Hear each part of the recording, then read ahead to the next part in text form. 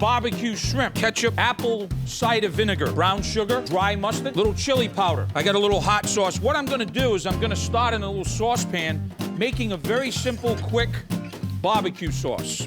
So, vegetable oil, a little bit of onion to start with, garlic. This is gonna cook for maybe 20 minutes. This is what it looks like after it evaporates. White shrimp from the Gulf, beautiful Louisiana shrimp. Here's what we do.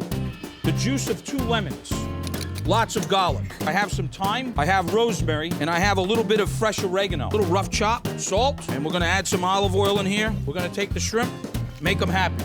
I'll add the barbecue sauce right on the shrimp. Marinate them like this, put them in the ice box. Just take the shrimp on the grill.